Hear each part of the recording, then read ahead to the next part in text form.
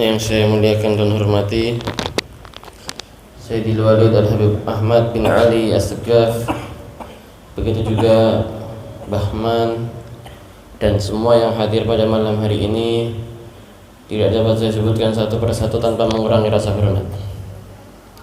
Melanjutkan daripada pembacaan Safinatun Najah ila anqal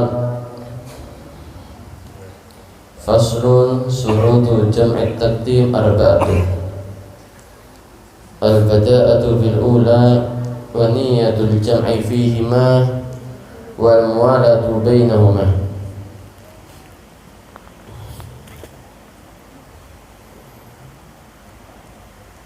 Jadi di dalam sholat ada yang namanya al-jam'u, yaitu jamak. Jamak itu apa? Menggabungkan. Jamak itu ada dua macam. Ada yang namanya jamak takdim, ada yang namanya jamak takhir. Dan masing-masing memiliki syarat, memiliki peraturan. Kita masuk dalam pembahasan jamak takdim. Apa itu jamak takdim? Yaitu seseorang menggabungkan antara sholat duhur dengan sholat asar atau sholat maghrib dengan sholat isya, yang mana mengerjakannya di waktu yang pertama, yaitu di waktu duhur atau di waktu maghrib. Jadi menggabungkan antara sholat asar dan duhur di waktu duhur, atau sholat maghrib dan isya di waktu maghrib. Sholat jamak takdim, yaitu mendahulukan di waktu yang pertama. Syaratnya ada berapa? Dijelaskan di sini ada 4, tapi di kitab-kitab lain disebutkan syaratnya ada 7. Yaitu yang pertama al-bada'atu bil ula. Seseorang ketika dia akan mengerjakan sholat jamak takdim, syaratnya yang paling utama mengerjakannya harus urut, dikerjakannya di waktu yang pertama. Dikerjakannya di waktu yang pertama. Jamak takdim antara duhur dan asar berarti kapan? Di waktu duhur. Tidak boleh jamak takdim di waktu asar. Nanti kalau mengerjakannya jamak di waktu asar atau di waktu isya, nanti bukan jamak takdim, itu namanya jamak takhir. Jadi syarat nomor 1 jamak takdim dikerjakan di waktu yang pertama. Antara duhur dan asar berarti di waktu duhur, antara maghrib dan isya di waktu maghrib. Yang kedua, niyatul jam'i fiha. Untuknya jangan lupa ketika takbiratul ihram niat menjamak sholat. Allahu Akbar, usolli fardhu dhuhri jam'at takdiman ma'al asri lillahi ta'ala. Di jamaknya ini jangan sampai tidak disebutkan. Letaknya niat di mana? Di hati, ya. Tidak harus kita sebutkan niatnya. Di hati itu tetap harus ada niat untuknya menjamak sholat. Yang ketiga, al-muwalatu bainahuma, yaitu tidak boleh ada pemisah di antara sholat yang pertama dengan sholat yang kedua. Semisal sholat duhur dan sholat asar, jamak. Setelah selesai sholat duhur, maka si orang yang menjamak itu harus langsung melanjutkan sholat asar. Tidak boleh terus setelah dia sudah niat jamak, selesai sholat duhur, salam main futsal dulu, ya kan? Main futsal atau ngapain, nggak boleh. Dan juga syarat pisahnya di antara sholat duhur ini selama tidak melebihi, di sini secara gampangnya tidak melebihi daripada sholat sunnah 2 rakaat. Misalnya contoh ya, ketika selesai sholat zuhur batal wudhunya, nah maka ini nggak apa, ya kan, terpisahkan dengan apa, wudhu dulu baru nanti setelah wudhu langsung sholat asar. Nah, atau menunggu iqamah, ya kan, qomat dulu sambil qomat dulu, itu nggak apa-apa. Jadi tidak boleh melebihi daripada sholat sunnah 2 rakaat panjangnya secara kira-kira, ya, secara kira-kira. Ketika melebihi bagaimana? Ketika melebihi maka niat jamaknya batal. Ya sudah, sholat asarnya nanti di waktu asar. Sholat asarnya di waktu asar. Kemudian yang keempat yaitu dawamul udhr. Ketika melakukan sholat jamak, udhurnya harus tetap ada. Apa udhurnya? Ya safar, bepergian. Jadi ketika dia menjamak takdim antara zuhur dan asar, maka keduanya ini dikerjakan di waktu safar, bepergian. Nah maka ketika ternyata, ya kan, dia sholat misalnya, sholat belum selesai mengerjakan sholat asar, sudah sampai kota yang dia tinggali, yaitu kan kembali dari wada safar, maka bagaimana? Maka jamaknya batal. Saya sholat zuhur, ya ini gambarannya seperti orang naik kapal, ya, naik kapal, ya kan? Di perjalanan ini dia menjamak sholatnya, sholat zuhur kemudian sholat asar, atau mungkin dia baru sholat zuhur tapi niat jamak, ya kan, baru mau melakukan sholat asar sudah masuk kota Semarang, pelabuhan.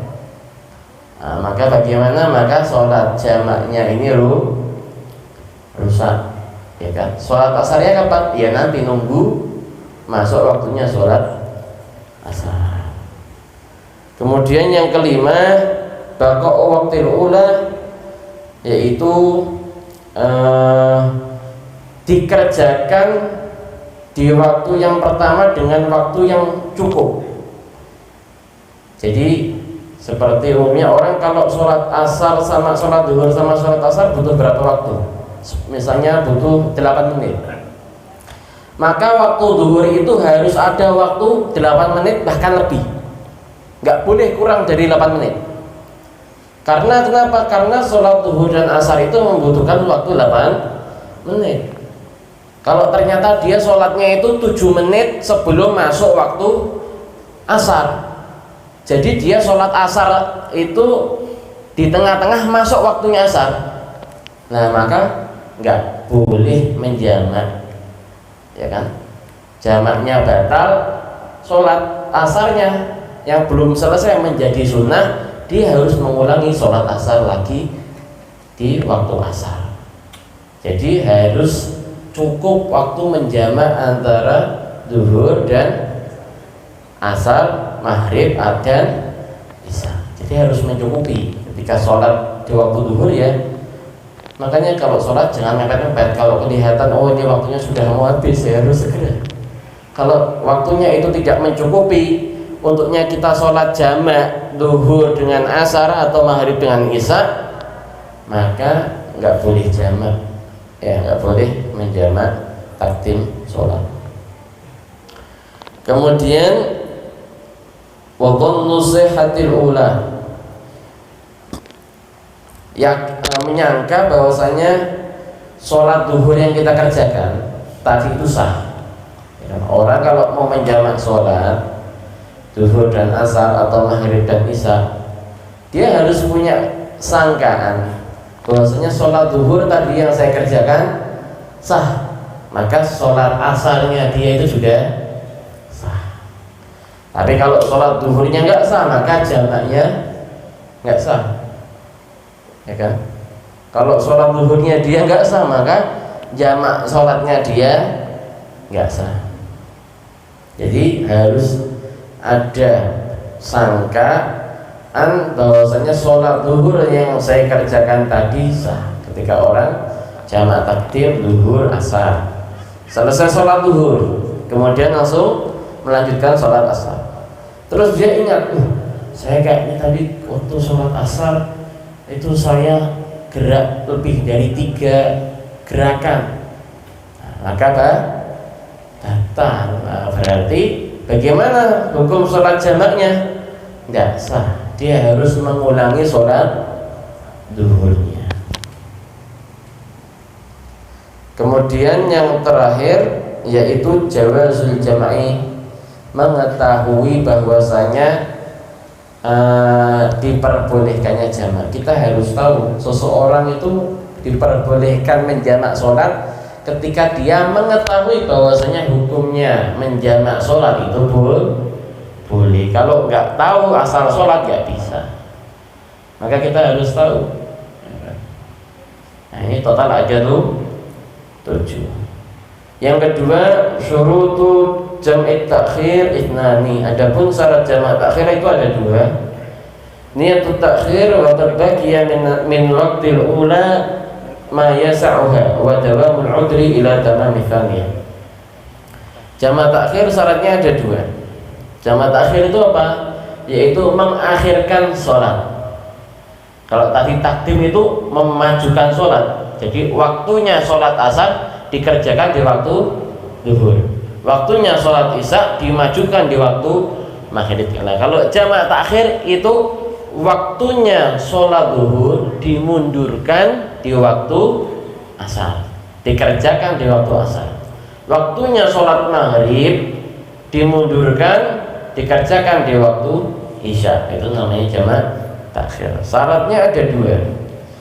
Yang pertama apa? Niyatut takhir wa qad baqiya min waqtil ula ma yas'uha.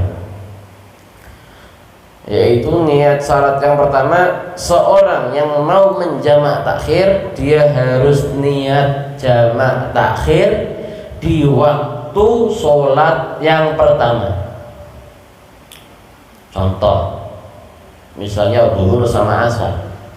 Kalau orang mau menjamak takhir antara zuhur dan asar, maka dia harus niat mulai dari kapan niatnya?